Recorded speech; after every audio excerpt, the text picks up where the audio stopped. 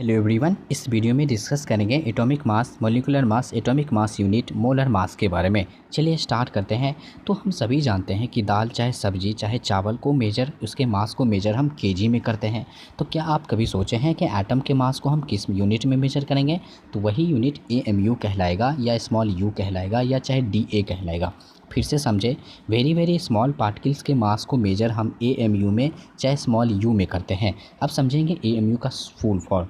A for atomic, M for mass, U for unit, atomic mass unit. अब U का full form क्या होता है? यूनिफाइड मास। DA का फुल फॉर्म होता है डाल्टन। अब ये डाल्टन यूनिट क्यों पड़ा? क्योंकि एटॉमिक मास को फर्स्ट टाइम मेजर डाल्टन साहब ने ही किया था।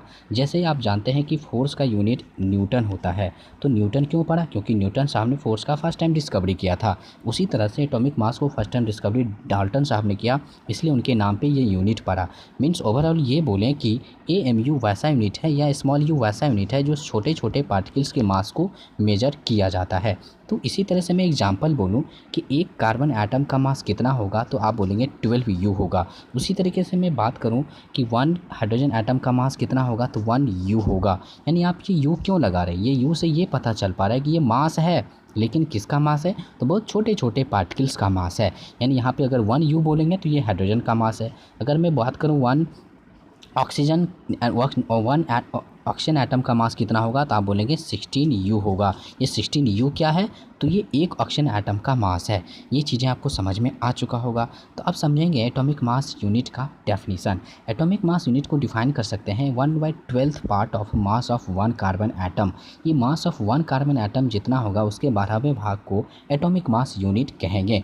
अब ये एक चीज़ समझ में तो आ गया होगा आपको। अब समझेंगे कि अगर आपको मैं पूछूं कि 1 kg में कितने ग्राम्स होते हैं, तो आप बोलेंगे 1000 ग्राम होगा। उसी तरीके से क्या 1 AMU में कितने ग्राम होंगे, आप बोल सकते हैं, काफ़ी एकदम बोल सकते हैं। तो 1 AMU का जो वैल्यू होगा ग्राम में, वो होगा, लिख लेंगे आप 1.66 इंटू 10⁻⁻24 ग्राम होगा। यानी AMU और ग्राम में रिलेशन आपको ध्यान रखना है। लेकिन एग्जैक्टली डिफरेंस क्या है दोनों में, U और ग्राम में? जबकि इजीली माइंड में किसी भी एटम के मास को ग्राम में भी ट्रीट किया जाएगा, आगे आपको पढ़ना है। तो हम U वहाँ पे जल्दी ज़रूरी नहीं है कि U में ही बोलें। आप किसी भी एटम के मास को U में भी बोल सकते हैं, ग्राम में भी बोल सकते हैं, बात सेम ही है। लेकिन एग्जैक्टली डिफरेंस है दोनों में। वो डिफरेंस क्या है वो समझते हैं। जैसे अगर मैं बात करूँ, एक मोल का वैल्यू आपको पता है कि 6.022 10⁻23 होता है। तो अगर मैं बात करूं कि जैसे कि इतने नाइट्रोजन के एटम का मास कितना होगा और एक नाइट्रोजन का मास कितना होगा, इसी दोनों में फ़र्क है। मैं फिर से बता रहा हूँ, इतने नाइट्रोजन एटम का मास ग्राम में मेजर होगा, लेकिन एक नाइट्रोजन का मास U में मेजर होगा। डिफरेंस यही है। जैसे अगर मैं बात करूँ, 100 आपके पास नाइट्रोजन का एटम है और एक लड़के के पास एक नाइट्रोजन का एटम है, दोनों में ही 14 यूनिट ही यूज होगा, क्योंकि नाइट्रोजन का एटॉमिक मास 14 यूनिट होता है।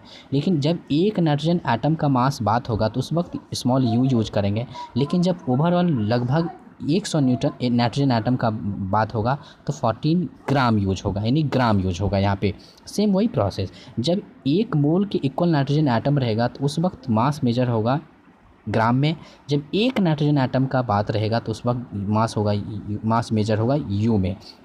उसी तरीके से आप बोल सकते हैं, जैसे कि एक नाइट्रोजन मॉलिक्यूल्स की बात करें तो यहाँ पे ध्यान से देखेंगे, एक नाइट्रोजन मॉलिक्यूल्स का मास कितना होगा, तो आप सोच रहे होंगे कि 28U हो रहा है यहाँ पे। ऐसा क्यों? क्योंकि आपको पता होना चाहिए कि एटम के मास को एटॉमिक मास बोलेंगे और मॉलिक्यूल्स के मास को मॉलिक्यूलर मास बोलेंगे। तो मॉलिक्यूल्स के मास का निकालने का तरीका क्या है? जैसे यहाँ पे मॉलिक्यूल्स, नाइट्रोजन मॉलिक्यूल्स मतलब N2 होगा, ना कि N होगा। सिर्फ N तो ये एटॉमिक फॉर्म है, तो नाइट्रोजन मॉलिक्यूल्स का फार्मूला होगा N2। अब बताइए कि इसमें कितने नाइट्रोजन के एटम है? 2 नाइट्रोजन का एटम है। तो इस दोनों नाइट्रोजन का एटम को तो मास को तो ऐड करेंगे, तभी तो मॉलिक्यूल्स का मास निकलेगा। तो एक नाइट्रोजन एटम का मास होगा 14U, फिर इस नाइट्रोजन का भी मास होगा 14U, तो टोटल कितना आ गया? 28U। तो यानी आपने ये समझा एक। लेकिन यहाँ पे एक चीज़ और ध्यान देने वाली बात है कि मास ऑफ 1 नाइट्रोजन मॉलिक्यूल्स को हम U में मेजर करेंगे, लेकिन mass of 1 mole nitrogen molecules को यूज करेंगे ग्राम में। ये चीज़ आपको अब समझ में आ गया होगा कि जब एक मॉलिक्यूल चाहे एक एटम की बात होता है तो उस वक्त मास यू में मेजर करेंगे। जब एक मोल एटम या मॉलिक्यूल्स की बात होता है तब उस वक्त मास ग्राम में यूज करते हैं। ये चीज़ें आपको क्लियर समझ में आ गया होगा। सेम प्रोसेस अगर मैं बात करूँ, एक मॉलिक्यूल्स ऑफ वाटर का मास कितना होगा तो 18 यू होगा, लेकिन एक मोल मॉलिक्यूल्स वाटर का मास कितना होगा तो 18 ग्राम होगा। ओवरऑल बोले तो एक मॉलिक्यूल्स का मास यू में मेजर हुआ है, लेकिन एक मोल मॉलिक्यूल्स का मास ग्राम में मेजर हुआ है। तो अभी आपको ये नहीं समझ में आ रहा होगा कि एक मॉलिक्यूल्स वाटर का मास 18 यूनिट कैसे आया। तो देखें ध्यान से, मॉलिक्यूलर मास मतलब मॉलिक्यूल्स का मास होता है। तो एक मॉलिक्यूल्स यहाँ पे बात करेंगे तो अगर एक H2O फार्मूला लिखें तो इसमें 2 हाइड्रोजन का एटम प्रेजेंट है और 1 ऑक्सीजन का एटम प्रेजेंट है। तो एक हाइड्रोजन का मास होता है 1 U, तो इसमें 2 इंटू कर देंगे। अब यहाँ पे प्लस करेंगे 16 U मतलब एक ऑक्सीजन का मास, तो ओवरऑल 18 U आ गया आपका। ये 18 U क्या है, एक मॉलिक्यूल्स का मास है, लेकिन वही 18 ग्राम अगर यूज करेंगे तो बोलेंगे 1 मोल ऑक्सीजन मॉलिक्यूल्स का मास होगा। यानी ग्राम और यू में डिफरेंस आपको समझ में आ चुका होगा। अब एक बार डिफाइन कर लेते हैं एटॉमिक मास को। The mass of an atom in AMU is called atomic mass. अब एटॉमिक मास यूनिट को कैसे डिफाइन करेंगे, तो the mass exactly equal to, ध्यान से देखें, the mass exactly equal to 1/12 of the mass of carbon 12 atom. ये carbon 12 मतलब कार्बन का फर्स्ट आइसोटोप है जिसका मास 12 होता है। अब यहाँ पे बाय डेफिनेशन हम एटॉमिक मास यूनिट को यानी AMU को और अच्छी तरीके से डिफाइन कर सकते हैं।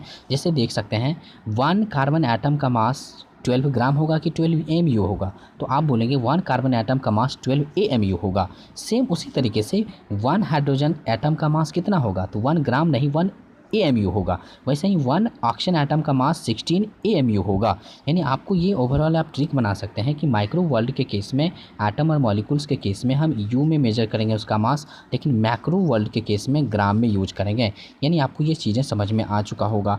एटॉमिक मास को यहाँ पे भी देख सकते हैं डिफाइन किया गया, the mass of an atom in atomic mass unit is called atomic mass. अब मॉलिकुलर मास को डिफाइन करते हैं, तो मॉलिकुलर मास जो होगा यहाँ पे देख सकते हैं the sum of atomic weight of all atoms in the molecules. यानी जितने भी मॉलिक्यूल्स में एटम होगा उन सभी एटम का एटॉमिक मास को जोड़ देंगे तो मॉलिकुलर मास निकल जाएगा। ये चीज़ें आपको समझ में आया। लेकिन मॉलिकुलर मास को हमेशा हम AMU में मेजर करेंगे, वो इसलिए कि मॉलिकुलर मास जो होता है वो एक मॉलिक्यूल्स के केस में हम, ये चीज़ें आपको समझना है कि जब एक मॉलिक्यूल्स का मास हम निकालेंगे तो उस वक्त मॉलिकुलर मास वर्ड यूज होता है, लेकिन एक मोल मॉलिक्यूल्स का डालेंगे, यहाँ पे देख सकते हैं this is composed 6.0226 10 to the power 23 molecules NaCl। तो अगर NaCl का अगर एक मोल NaCl है तो उस वक्त हम तो ग्राम में उसका मास यूज करेंगे, तो उस वक्त मोलर मास कहलाएगा। मॉलिकुलर मास और मोलर मास में सिर्फ डिफरेंस ये है कि जब मॉलिक्यूल्स का मास यू में मेजर करेंगे तो मॉलिकुलर वेट कहलाएगा, लेकिन जब मॉलिकुलर मास हम ग्राम में मेजर करेंगे तो उस वक्त मोलर मास कहलाएगा। यानी एक मोल मॉलिक्यूल्स का मास ग्राम में यूज करेंगे तब वो मोलर मास कहलाएगा, लेकिन एक मॉलिक्यूल्स का मास जब यूज करेंगे यू में निकलेगा तब वो मॉलिकुलर वेट कहलाएगा।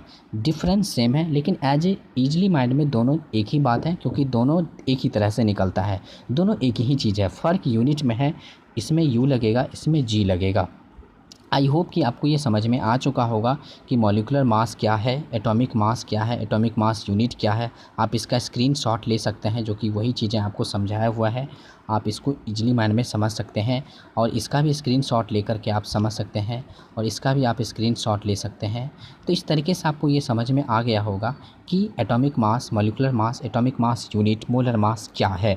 आई होप कि अगर आपको रियली में समझ में आया है तो प्लीज़ मेरे चैनल को आप शेयर कर सकते हैं। अगर अभी तक आप सब्सक्राइब नहीं किए हैं तो सब्सक्राइब भी कर सकते हैं। Thank you so much video देखने के लिए।